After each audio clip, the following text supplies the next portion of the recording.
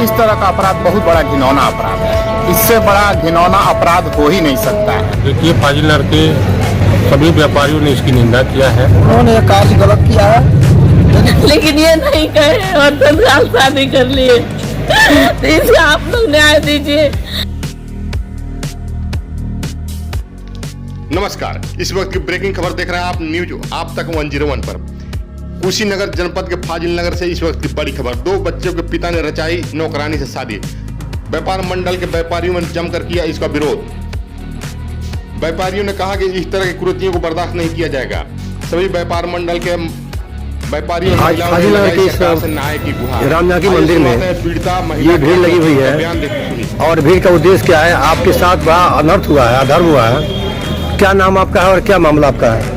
मेरा नाम ममता रानी है और मेरे हस्बैंड आज 2001 से मेरा शादी हुआ था और घर में ही छोटा बड़ा मोटा बात करके प्रताड़ित करते थे। कभी बाल नोचना, कभी कोड़ा से मारना, कभी बंदूक की धमकी देना, ये सब करते थे घर में। और मेरे 2 बच्चे हैं, एक 22 साल का बेटा है और एक 19 साल की लड़की है।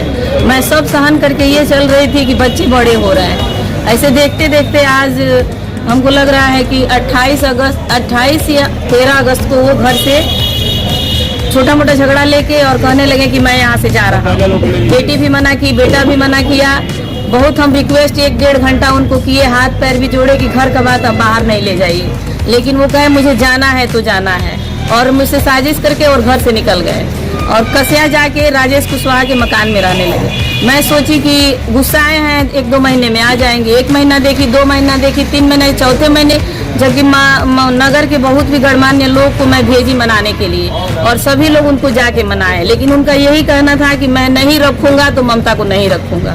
मैं सोच रही थी बार बार कि क्यों ऐसा ये कर रहा है।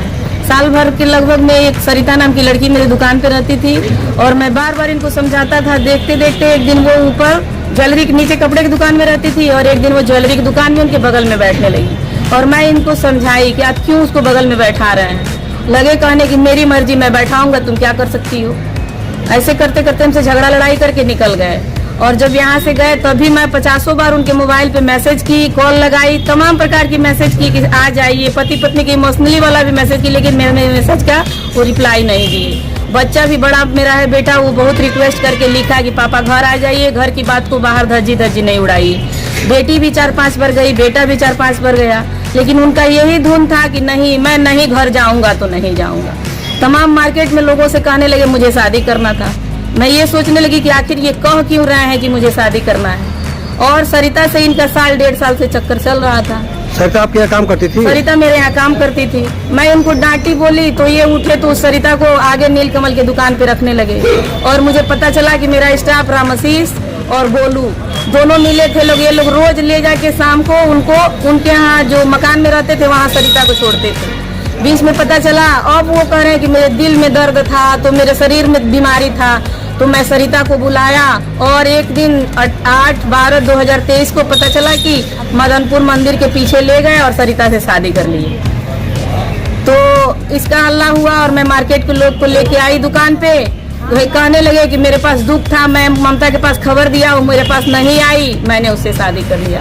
क्या ये मेरे साथ इंसाफ है कि वो शादी कर लिया? हमको सूचना भी तो देना चाहिए। अगर हम बुरे थे तो समाज को भी तो आगे कहना चाहिए कि ममता बुरी है, लेकिन ये नहीं कहे और 10 साल शादी कर लिए। तो इसे आप लोग न्याय दीजिए। आज 23 साल हम उनके साथ गुजारे।